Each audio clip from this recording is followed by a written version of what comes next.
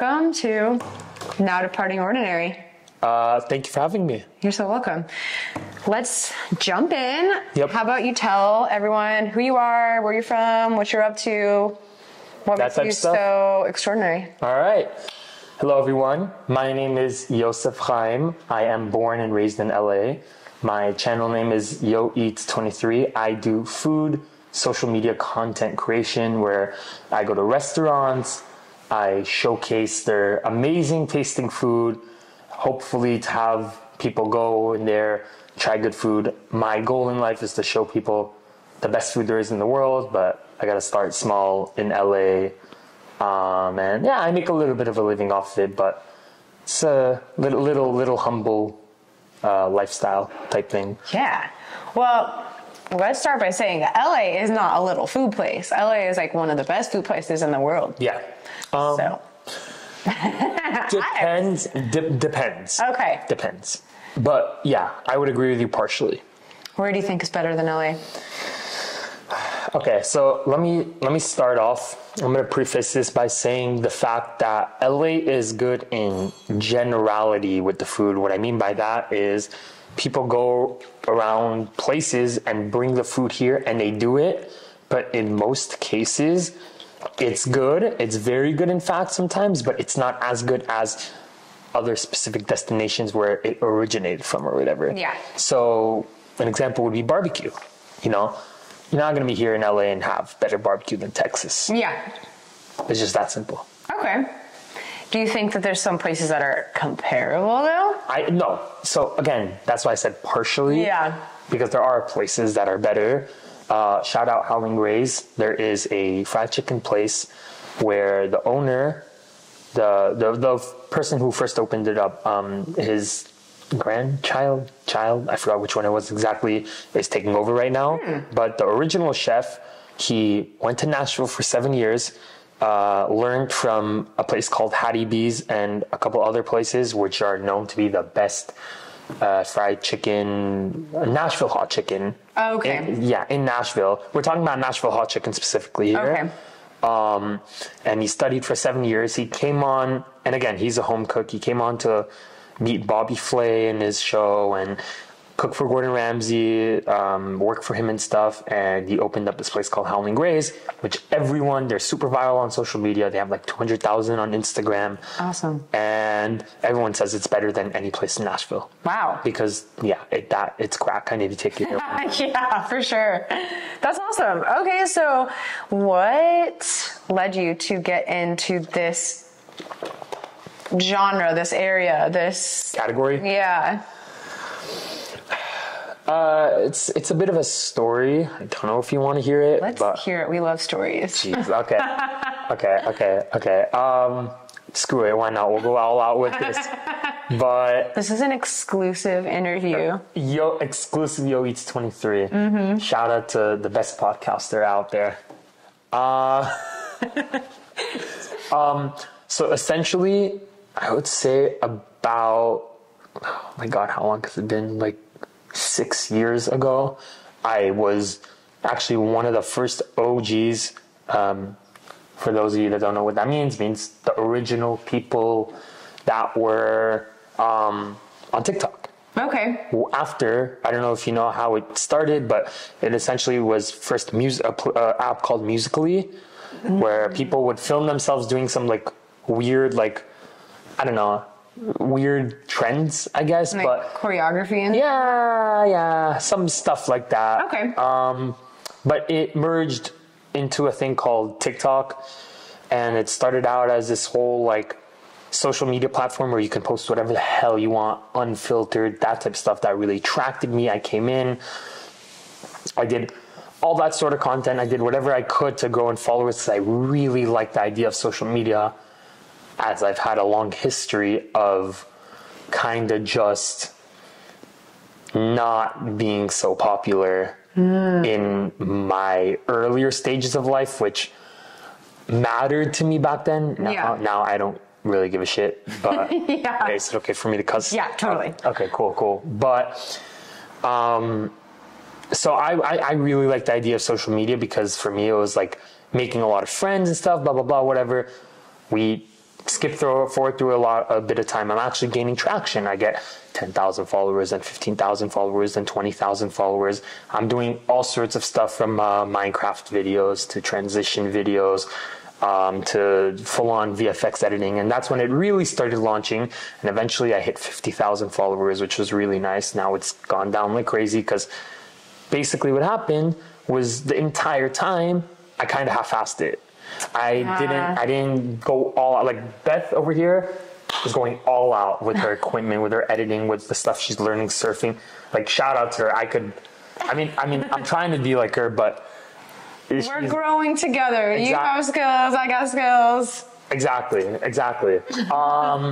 But back then I was like half-assing it, but even then, like the YouTube videos I was getting, some got 15,000, 20,000 views in early YouTube days when it was really hard to get like a lot of views in long form content, because the stuff I was doing, like I liked it a lot, and it was a lot of fun for me. But the thing is, there's a big fear factor with it, with family expectations, which is a big factor with a lot of people, which is why I tell anyone that wants to start anything, I tell them, you have to go all out and don't care about what anyone says, because if you want to succeed in that field, like you cannot half-ass it. You cannot do what I did. And essentially I quit because of that. So I wasn't making enough money to make it a full career. Plus I was going through depression, which wasn't fun, because I like, oh my God, that's a whole another story in its own. Like another story. Yeah, that, whatever. But I quit for 2 years. I went to a place called Israel to go find myself, learn about myself. I traveled a bit as well. You know, traveling is the best way to kind of get to know yourself, discover who you want to be, what you want to be, where you want to be in the future, all that type of stuff. And when I came back, I kind of fell back into the track because I love traveling so much, but I came back and I lost all of that again because of the whole expectation thing. Because for me, I don't know if I'll call it fate or whatever, but I thought for a while that my fate was just to like be on this ongoing constant loop of like doing things only because people expect them from me. So I was doing that for a year, and all the progress I made when I traveled and stuff, because I made a lot of progress weight-wise, mentally-wise, all that stuff, it was starting to completely disappear.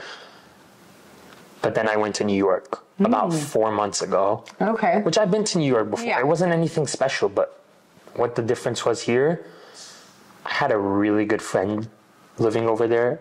Still is my good friend.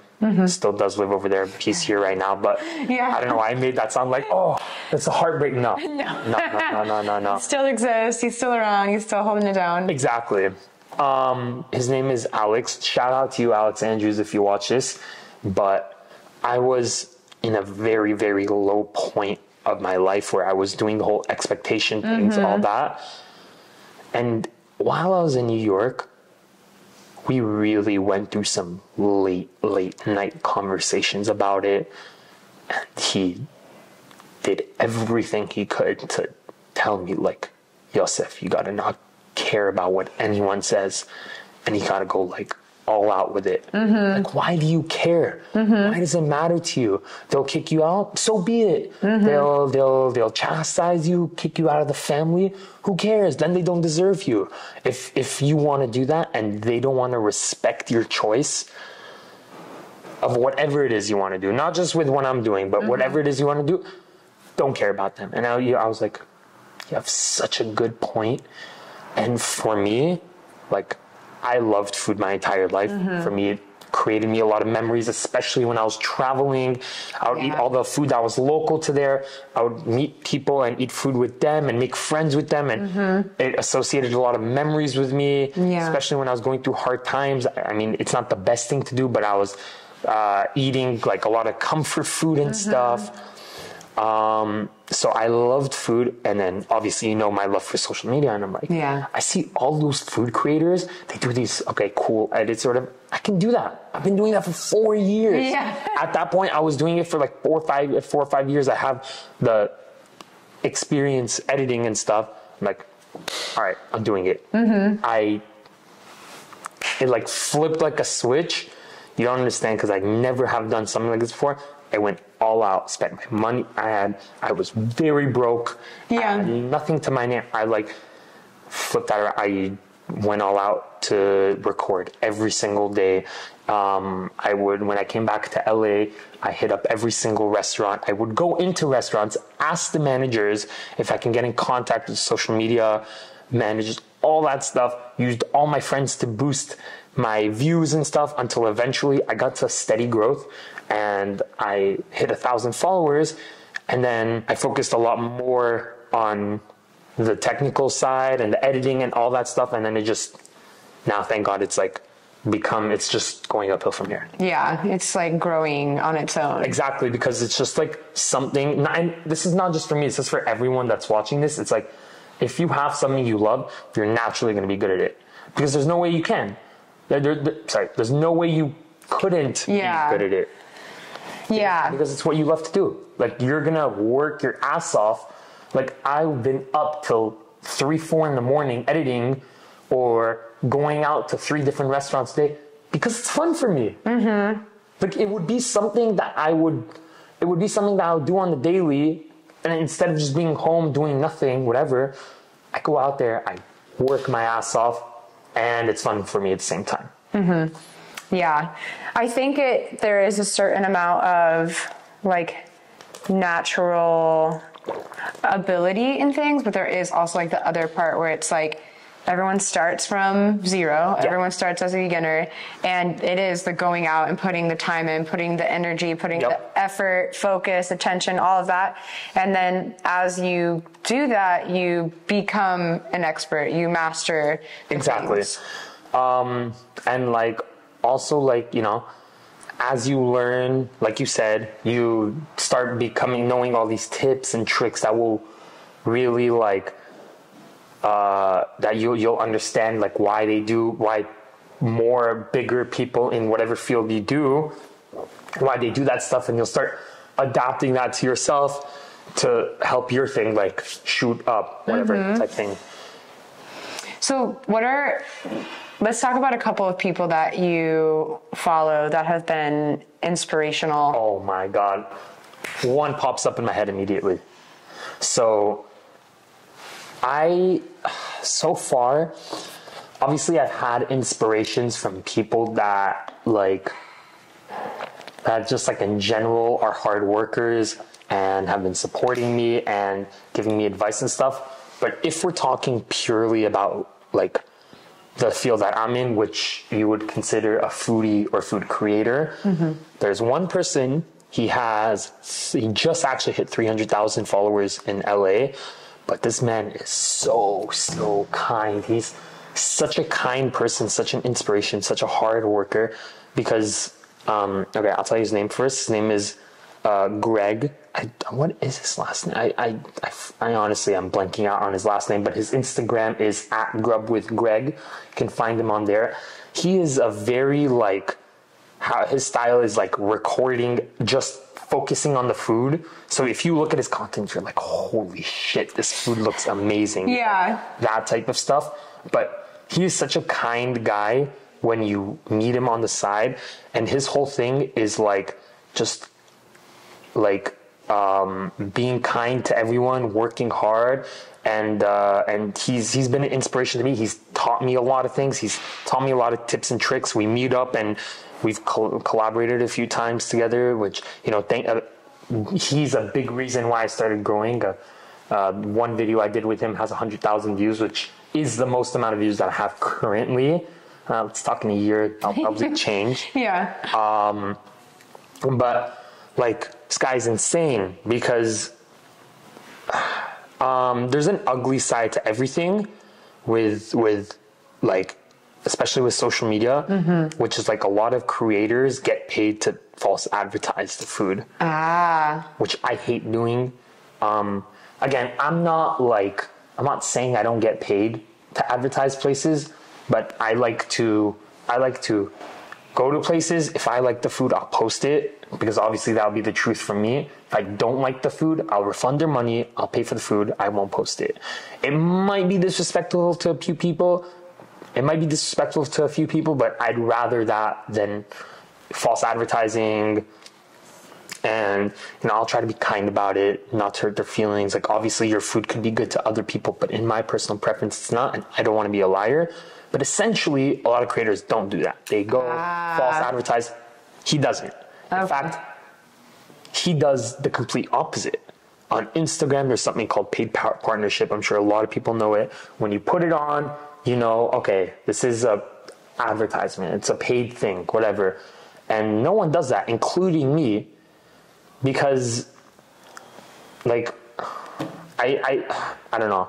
Maybe I don't have an excuse. Maybe it's not right what I'm doing exactly, that I'm not putting it on there. But I don't think it's wrong necessarily, because all the places I post, I genuinely, truly do like, and I'll explain all the good points. So I don't think it's an advertisement per se, because I'm not telling people, oh, go here, I'm advocating, oh, you have to go here because I'm saying so. I'm just presenting the good points of this place, and I'm like, you guys should give it a try if you want. My goal is to just show you all the good food that there is in the world. But anyways, he puts paid advertisement on all the posts he get paid for, which is very hard for someone to do, because when people see that, they hate it. It gets much lower views, because Instagram knows that you're getting paid, so they'll purposely lower your views, unless you're already a very popular creator. Then at that point, it's no use. You're going to get a lot of views no matter what, because of how the algorithm works. And second, people in general don't like that, because they're like, oh, okay, you just got paid to say something good about them. But he doesn't necessarily care. This thing is his hobby. He is, I don't want to say exactly where and stuff. Maybe it's not respectful to him, but let's just say he makes a good earning doing as a radio DJ, which is very surprising. And then he brought that on to the food thing, because he knows how to film and how to work all the technical stuff. But he insanely grew because of how genuine his reviews are. Most of his videos are him going through recommendations or him going himself. And I've just learned so much about that, because I've learned that if you post false things, which is what I used to do, even if people are paying you, you're not gonna get people's attention, because people are gonna think they can kind of sniff the fact that you're kind of just bullshitting and trying to find good things about it. Yeah. But he just he's taught me a lot of stuff about the technical parts of recording food and making it look good and doing all that stuff, but then also on how to be a good person while making money doing it, which is very important to me. Yeah, the ethics of content creation. Yeah, because you could get caught up. There are people that I know personally that do OnlyFans and stuff. Which is for me, it's selling your soul. If you want to do that, you do that. That's up to you.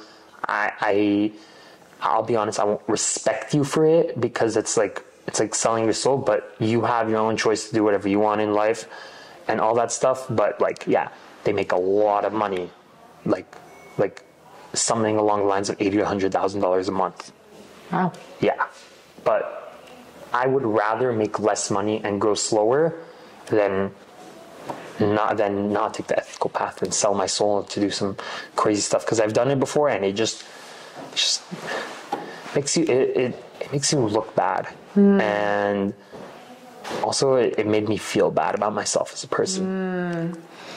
Yeah, so I guess anytime that you are doing something that falls outside of your personal beliefs or your kind of standards for your ethical practices, then you're no longer in your personal integrity. Exactly. You're a fake person. At that point, why don't you just become an advertisement company, you know? Or like purely focus on promoting others' products. Because like mostly for me, it's like, it is like a little bit of an advertisement factor into it, but it's only like showing stuff that is good that other people will actually like, rather than trying to push on something that people might not like and have them go there and kind of make the drive or whatever and not like it. And that will make me feel horrible as a person.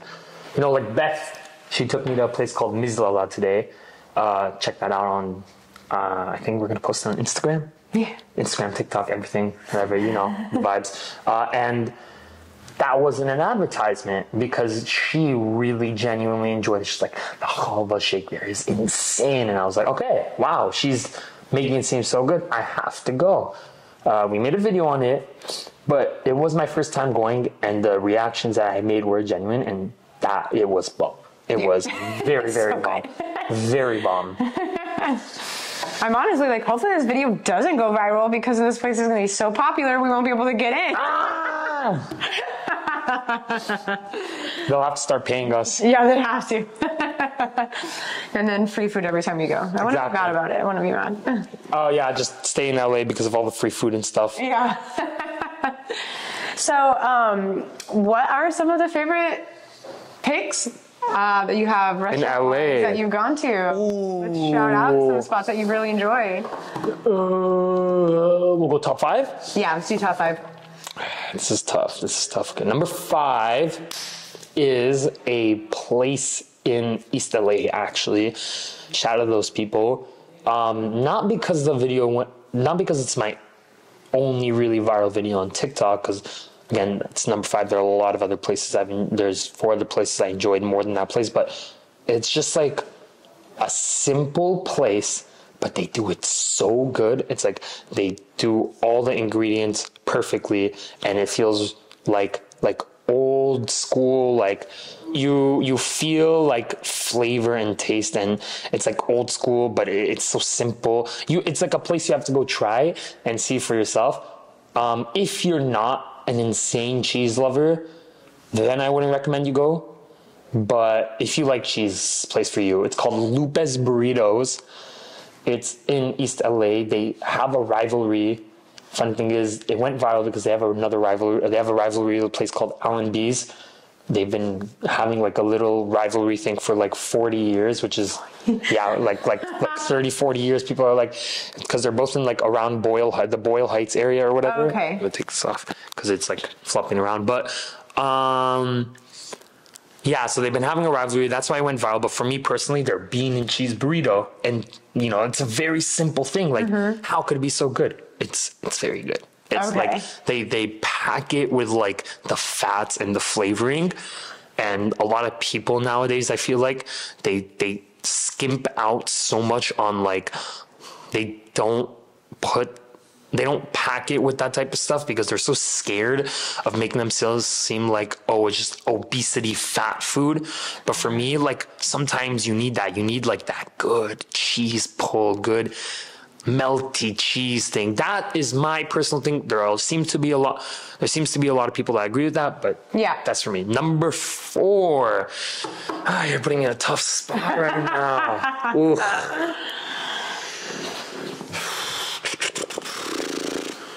Trying to think. Okay, I have top 2,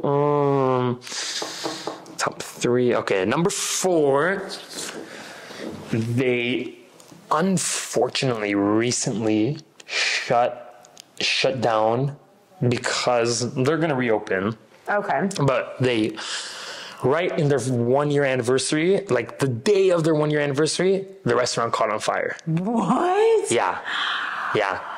And this is like a big deal restaurant. So I have connection to like one of the part owners. Okay. There's 2 part owners, and one of them is like, yeah, we think someone burned the restaurant down on purpose to like screw us over, like competition, something. Because I'll tell you what, one of the owners, I'm not going to reveal for privacy's sake. I don't know if he wants me to say, but the other owner, she proudly reveals she is the owner of the restaurant. This woman, her name is, you probably don't know her. She's not like extremely huge, but she has a lot of followers. Her name is Lika Osipova. You might know her from Miss USA and Miss Russia. She came up with those things. She was the one who made Miss Russia happen. Oh. Yeah, so she's a very big deal. She's like 3 million followers on Instagram. Wow. Like incredibly famous. And she opened up this restaurant called Bottega Taboo, Japanese Mediterranean not fusion. He doesn't like calling it fusion. Just kind of like dishes that are like inspired by like those two-ish kind of things coming together. They have stuff like oh my god, what was my favorite? Oh, truffle Alfredo rice cakes. So like little rice cakes that are like chewy with like truffle Alfredo. Wow. So a pasta dish like that. Oh my god. They have their own brand of caviar, which was my first time having caviar. I've had caviar from other places after that, but that caviar absolutely blew my mind. They're like a vibe house as well, so they have a DJ, and it's like kind of like vibes all around. Okay. Especially if you like smoke or you do psychedelics. I don't do psychedelics, but if you do psychedelics, you feel like it's like a vibe. Maybe like, you don't even. Maybe this place is a psychedelic experience. Yeah, exactly. That's what it's like. It's supposed to be like a vibe, like you're chilling, that type of stuff. Okay. They have a bartender bringing out really nice drinks, a DJ, and then they also have like those insane dishes, like their Wagyu skewers. Oh my! It's worth it. It's a little bit expensive. It's fucking worth it. Okay. Go, please. Okay, number 3. And yeah, that was number 4 only. Number 3. Number 3. Oof. Pizza. Yeah, Okay. we're going to go with a place called, and again, I've been to fancy places. Like, I'll give an example, like Il Pastillo and stuff. I don't think there's anything special to it. Now, are we only talking about LA?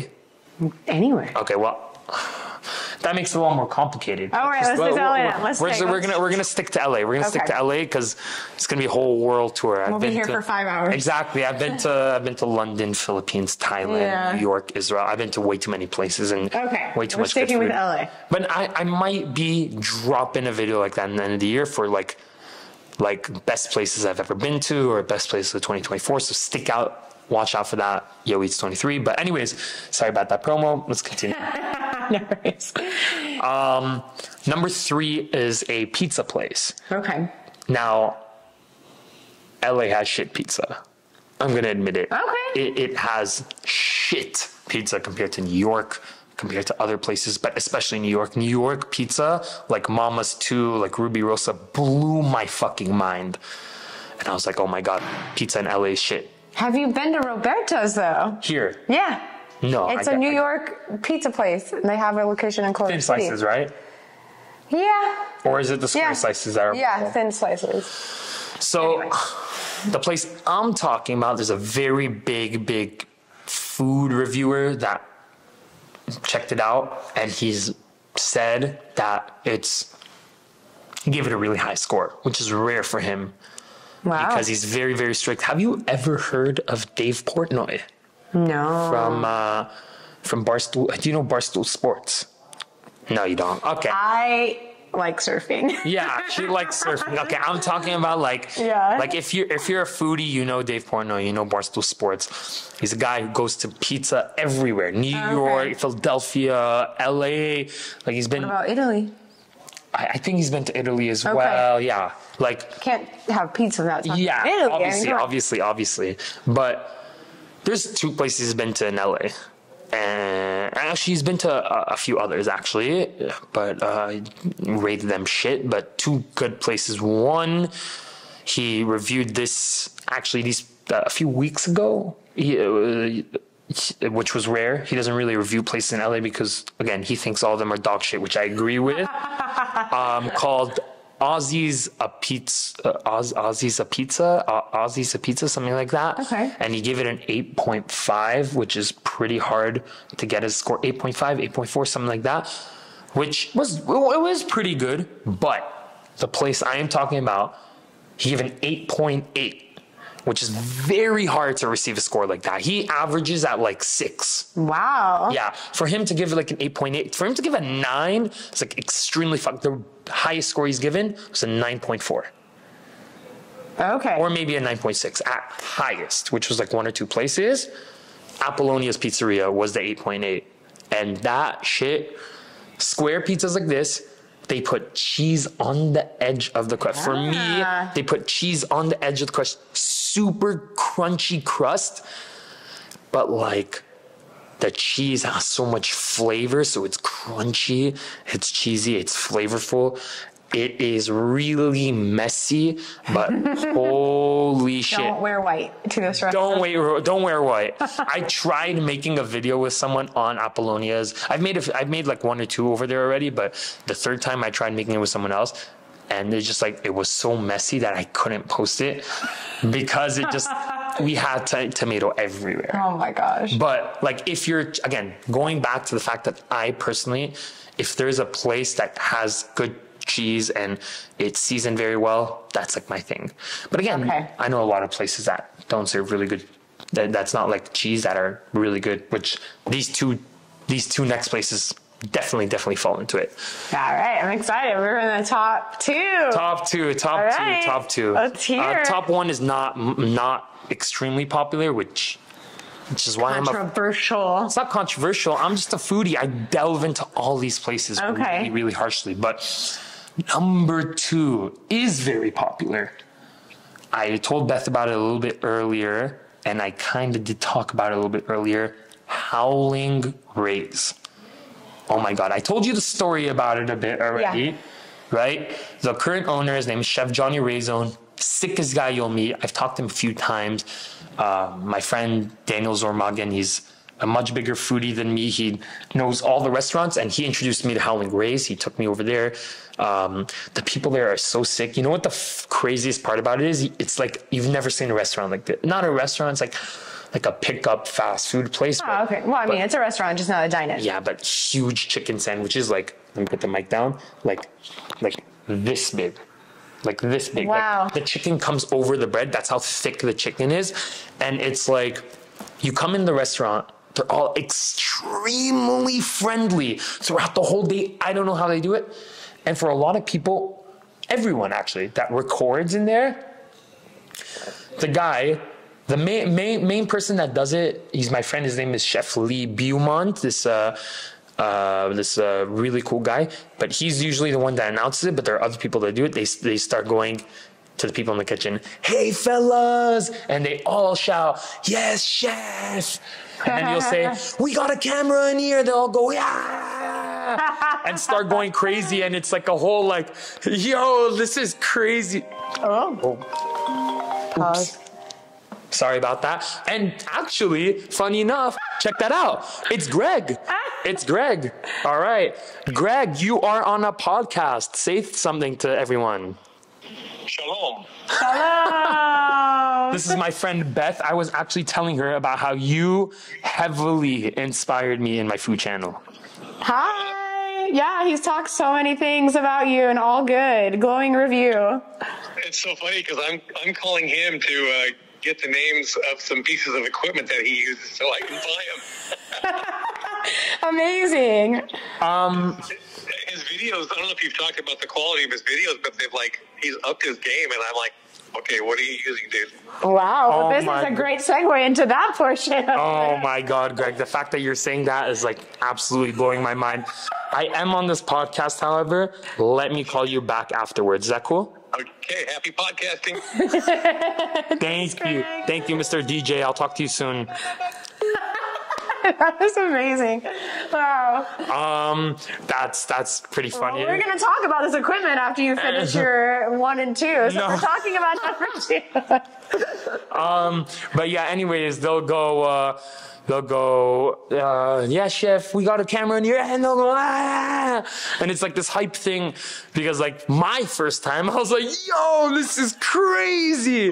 I even included it in my video, but like everyone does that, and it's genius marketing, because, you know, they've made themselves a big part of their brand is like everyone is super friendly, and then the whole hype thing. Yeah. Also, like the coolest thing about them is they are not like Dave's Hot Chicken, so they're not gonna brand. I'm 99% sure Johnny has made his intentions clear that he does not want to branch out into many different locations. He has 2 locations. Maybe he'll open up a 3rd and 4th one. He wants to keep all his shit fresh. Yeah. He wants to know exactly who's cooking it, how they're cooking it, the method, the chicken they get.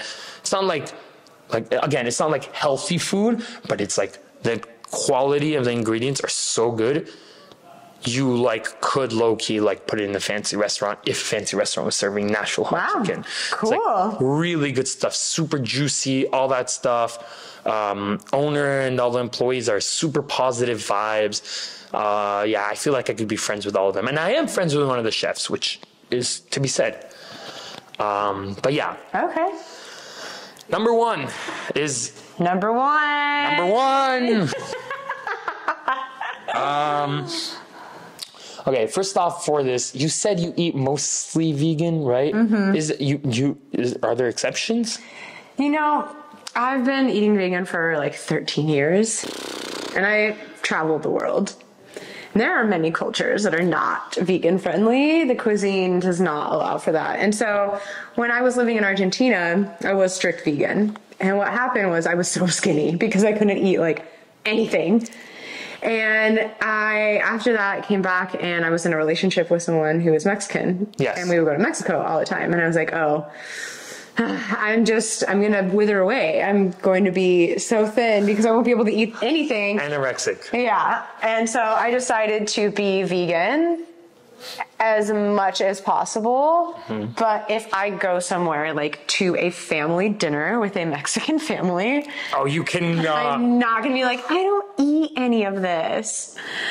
You know? So I was like, all right, I'm going to be a flexitarian, which is where I'm mostly vegan, but like in certain situations I'm going to eat what is given to me, or I will the next closest thing. So right now I do eat eggs occasionally.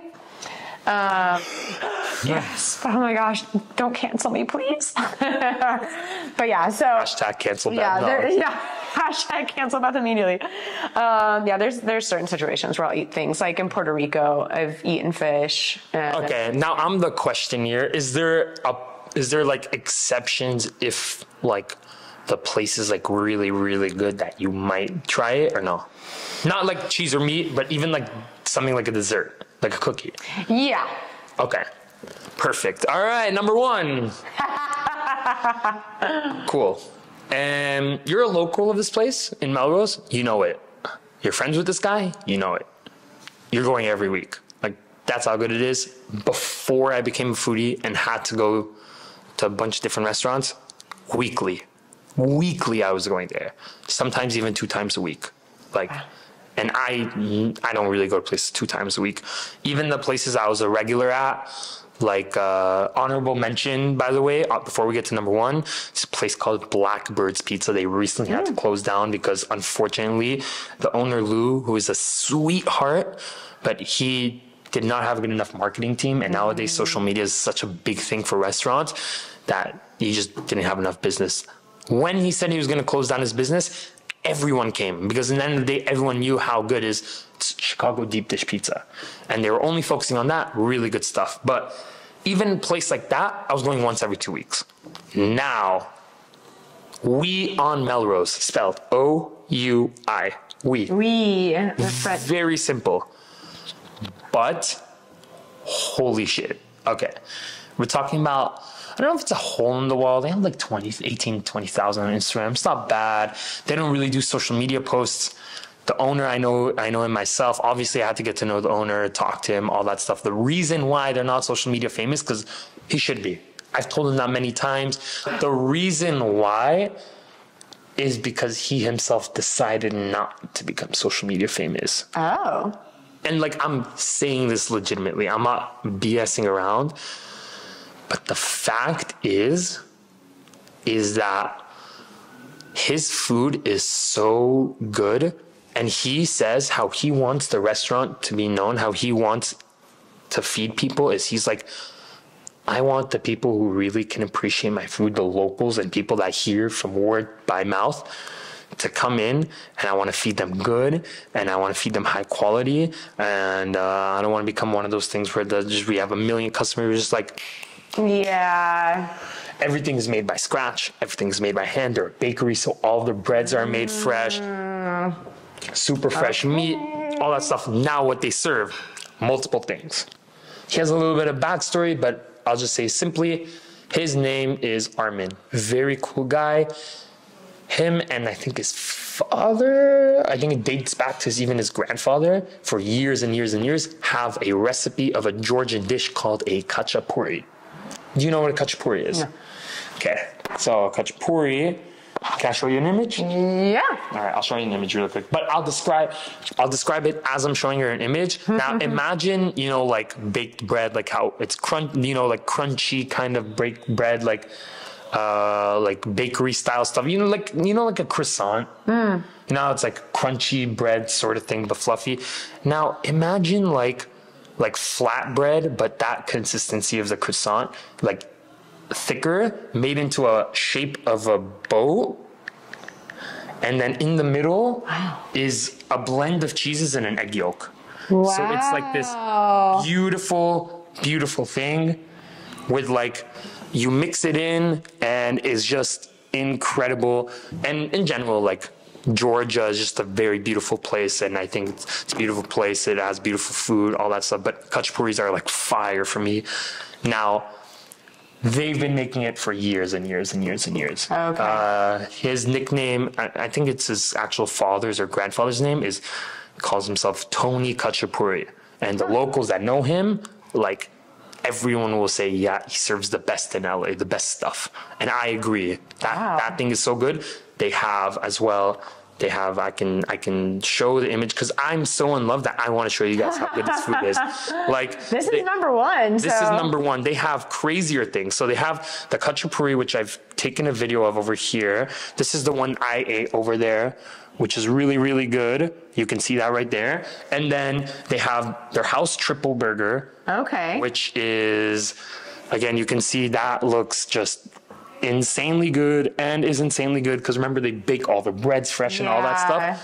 And then they have something that even you might eat, which is called, you've heard of Nashville hot chicken, right? Yeah. What about Nashville hot cod? Wow, interesting. Nashville hot cod sandwich. You have never seen this before, never heard of it. And even if you have, he's the first person to make it. Wow. And then, like I said before, they're also a bakery. So this thing you have to try. Their chocolate chip sea salt cookie is so good. It's not even like insanely chocolatey, which is what I like most about it.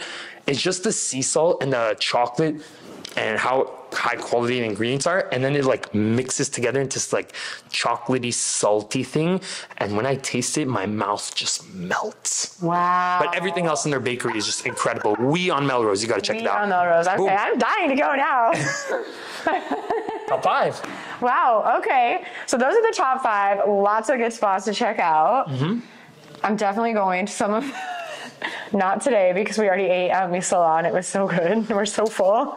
Oh my God. Beth should do food content, honestly. I should. Actually, I'm switching my whole genre. Oh, yeah. That makes sense. Exclusive. You already... Exclusive career switch up with Beth.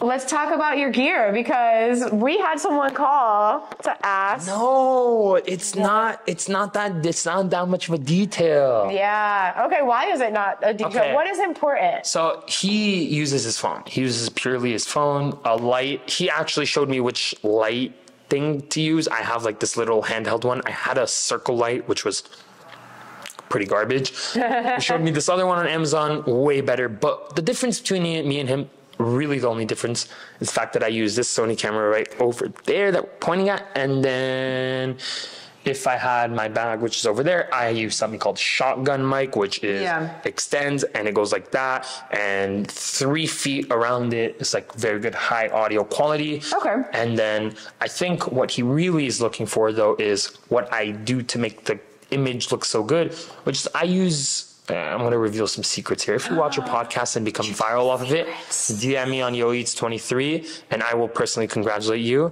But I use CapCut Pro, which I told her to use. It's very simple because once you go viral, you just use your own editor. Until then, I don't recommend using very specific advanced editing softwares like Adobe, especially because the rendering times are so long. And if you do try to add on an advanced edit in there, it's going to take even longer. And sometimes it crashes. And CapCut is just beautiful because you can use it on your phone. You can use it on a computer for free. And then if you want the more advanced stuff, like AI will provide you captions if you choose so. AI will adjust like what Greg is looking for. He'll adjust the AI. The AI is a man now. No, exactly.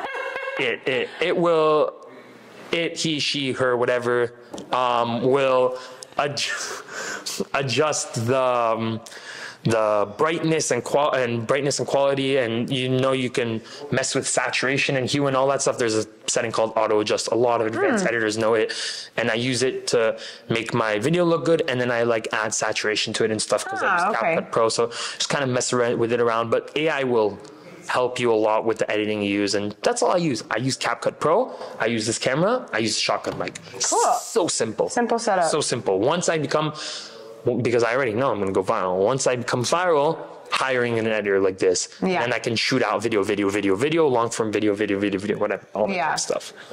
Amazing. Yep. Okay, so we've talked about inspiration. We've talked about some places you liked. We've talked about your background, now your equipment. Let's talk about advice you have for people who want to do what you do. Let's make it easier for people to skip some of the struggle that you've had to go through. It's impossible. No, I'm just kidding. It's impossible. You will suffer. No. Oh my God. A few things, but if I need to describe some, number one, and I know this is going to seem a little dumb, just go for it. And that seems so general. What do I mean by that? I'll explain a little bit. If you have an idea that you truly will think that it'll work, even if it takes money and a bit of time and effort, and it fails, you do it. You do it. You know why? You learn from your experiences, you become better, you adapt to the situation, you go on next. Now, you said skip through the struggle. Struggle is a big part of becoming the type of creator that you want to be. But there are tips and tricks you can use. For example, the gear that I told you, Sony ZV-1, shotgun mic, very good, very simple. You go on an editor a little bit. And then something you can learn to hit some shortcuts on views is something a lot of content creators already know, but I'll just say it if anyone wants to start, is something called search engine optimization and hashtags. Yeah. You go on YouTube, you search up SEO and hashtags, you look at all about what that is. It's basically stuff you add on your description that are social media nowadays is less of just scrolling. I mean, a lot of people still just scroll through and see videos in general, but a lot of people are looking for a specific thing. And if you have those keywords, that's part of search engine optimization. That's what it is. If you have those keywords in there, your video is more likely to pop up because you have those keywords in there. And then you get that extra view. That will really help because that person likes your video and shares it and comments on it. The algorithm loves that. Yeah. So you do a lot of those, 10 of those, 100 of those, 1,000 of those. That's an extra 1,000 views. That 1,000 views can turn into 10,000. Boom, then it goes to viralism. There are a lot of other tips and tricks, again, that I said you can use. Struggle is the most important, but what I highly recommend you do is just on your off time, when you're about to go to bed or whatever, just search up like those Instagram viral coaches. Don't pay for their courses, but a lot of them will actually offer very good advice on things you can do to differentiate you between you and other people, and they will teach you the difference a little bit between what will make and break a video. There's someone I've been watching recently. I totally forgot his name. He's someone on the up and coming on Instagram, but he posts these little reels about like comparing two videos that are exactly the same, but a few different adjustments were done to them, and the views are like millions of views of a difference. Wow. Because of like small things that people like, and a lot of it comes down to psychology and how people react to stuff. So that is another big thing with like, if you start off with like, let's say me and Beth, obviously we're very interesting, this whole podcast thing, that's your thing, that's what people want to see. But if I, as a food creator, start off with this shot, no one will watch it. Not because you're not like good looking, or I'm not good looking, or the light isn't right, but because people aren't exactly yet interested in our personalities, because we're not big enough for people to want to make a story about us and share us around. People like Kai Sana, people like Aisho Speed, people like Ronaldo, people like Taylor Swift, people like huge like that. If they show their face on something, that's it. That's it. Everyone's watching it. That's why all those reposts of Andrew Tate and all that stuff, that's why it goes viral, because but for me, I'm a smaller food creator. So my first shot will be that juicy steak. Here's what I posted yesterday. And literally the first shot is a juicy steak. That got 5,000 views, by the way, which is, I only have 2,000 followers. So that's doubling the amount of followers I have, which is, I would say, not bad. But for Beth, for her Instagram, check it out, by the way. Extremely cool Instagram. Anytime she posts a surfing video, 70,000 views, 20,000 views, 50,000 views. Kind of actually blows my mind how quickly she's growing. You better follow her, subscribe to her, like this video, comment, all that stuff before she becomes viral and she reads about all of you, because that's just how popular she is. But yeah, that's like a big thing. Like, whatever your niche is, by the way, an important thing is to try to find your niche. You can take your time with it, but it would help you so much finding a niche and finding a tagline. But once you do, you make that the first shot of your video, whether it's a juicy piece of food or a very, at least for me, a very recognizable restaurant. For example, I covered a place called Pioneer Chicken that's been open since the 60s. They've had 200 locations. Even if I say this in this podcast, people watching would know about it because they've been so popular. They had like Muhammad Ali and the Lakers and stuff in all their advertisement back in the 60s. They've had a whole comeback thing.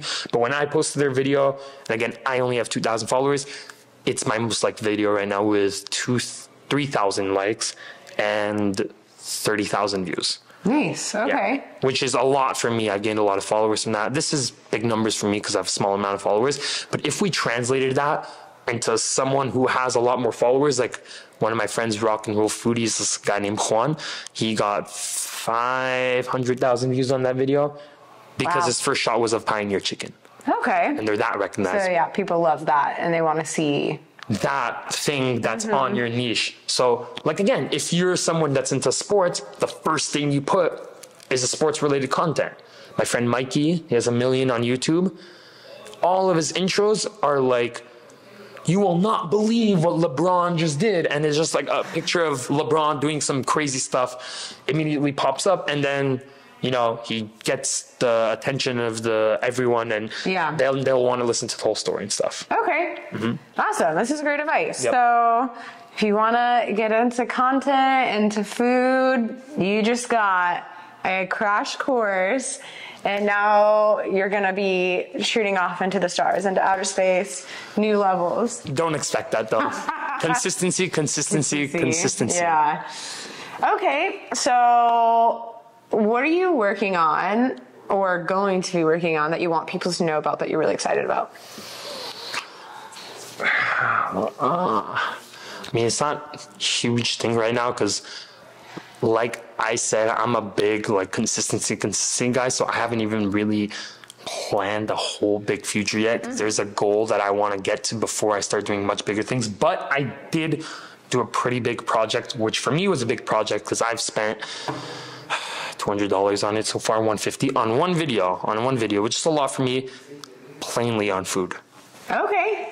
If you want, you can check out my YouTube. Again, all of my socials are at YOEATS 23. Don't forget that 23 part. It's very important to me. because that's the year I started, when I was 23 and 2023. But because I reached 1,000 on YouTube, yay for me. Thank you. I made an In-N-Out. Do you know In-N-Out? Yeah. There's a 1x1, a 2x2, a 3x3, and a 4x4 burger. If you don't know what that means, a 1x1 is one patty, one slice of cheese. A 2x2, one patty, slice of cheese, a patty, slice of cheese. So 2x2, 3x3, 4x4. That's usually the most you get. I got 100 by 100. I got 98. I got a double and 98 more pieces of patties and 98 more slices of cheese. I assembled that thing together. I put it in the video, and then I disassembled all of it, put all of them into their own hamburger buns, and donated it all to the homeless in downtown LA, and gave the rest out to a charity called Midnight Mission. Shout out to them. They're feeding about 3,000 people a day. But yeah, gave out a bunch of food to the homeless. I love doing that stuff because that's a big thing I want to do in the future if I have more followers, hopefully. Amazing. That sounds super cool and different than what other people are doing. So exciting. So you already mentioned where people can follow you. Yep. Is that the same on all platforms? Yeah, okay. All platforms. And I'm going just like really quick before we continue. Like there are people that I watch that's like, again, it's their niche. They cook really good food and give it to the homeless, and I think that's really cool. So awesome. It's you got to find your own niche that's like different from people, and that's a big way to go viral. Okay. Yeah. My last question for you. Go ahead. When you go on a trip and you're going to the airport, who is your ride to the airport?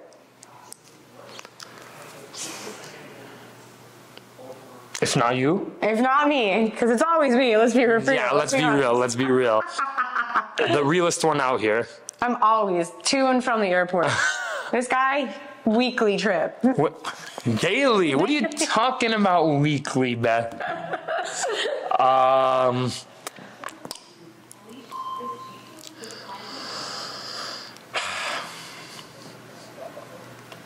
My best friend, Ralph. Yeah, I told you today earlier. A little bit of a scenario that went on, but it wasn't good. Poor guy went through some horrible things, but he's always been there for me. And that's a big thing for me. Like LA, as much as it has its pros, a big con is a lot of people are fake. And with the whole airport question, it's like for me and other people that I've talked to, which is pretty funny that you're bringing up this question, is it's a big thing with like who is actually real to you and who isn't, which is why you probably asked it. I like that question. I like it. But yeah, he's always been there for me, and I'm kind of eternally grateful to him. He's my cousin too, but like as much as I hate to say it, sometimes he's more important to me than my own family because of how much he really has supported me. He's not Alex. He's not the one that pushed me initially to do it, but when he found that I was doing it, full fucking support. Drove me to places, let me use his house for content because of specific things I couldn't do in this house. And just overall, I'm eternally grateful for him, and just it's a little bit of a sensitive topic because I did something really messed up to him recently, and I feel like a villain for it, but I'm eternally grateful to him. So yeah, Ralph would be my ride to the airport. Amazing. 100%. Shout out to you, Ralph. Awesome. So that is what about you? My ride to the airport is my friend Adam. Adam Waleta, he did live a block away from me, but then I moved 3 blocks away from him, which is very far. Okay. It's like actually like a whole nother neighborhood almost. Okay. He lives south of Newport, Ocean Beach, and I now live north of Newport, and it's, trust me, so different. Okay. It's not at all. I'm just being dramatic. Yeah, Adam's a really close friend. We met through Run Club. And he's a real homie. He's the G. Yeah, he's an OG homie. So yeah. Shout out to you, Adam. Shout out to Adam. And then my other friend before she moved to LA, which we love her, near and dear to my heart, Ophir. And she, I mean, if I fly out of LAX, maybe I'm going to be hitting her. Yeah, exactly. No, Ophir is the homie. Yeah, for real. So yeah, that's my ride to the airport. Awesome. All right. Well, that's a wrap. That concludes it. Ladies, gentlemen, thanks so much from the bottom of my heart for watching this video. Thank you, Beth, for inviting me. Thanks for joining me. And everyone, you better make sure to hit that like button, to hit that subscribe button. If this video gets 10,000 likes, I'll do my OnlyFans reel. No, I'm just kidding. If this video gets 10,000 likes, we're going to go to all 5 of your top 5 places. Let's go. If this video gets 10,000 likes, we're gonna go and jump. If this video gets 10,000 likes, you know what? We're gonna go crazy today. If this video gets 10,000 likes, we're gonna do exactly what the top comment says. Oh, okay. So you better leave crazy as you want. Crazy comment. As crazy as you want. As crazy as you want. Awesome. All right. Well, wait for part 2. Banger.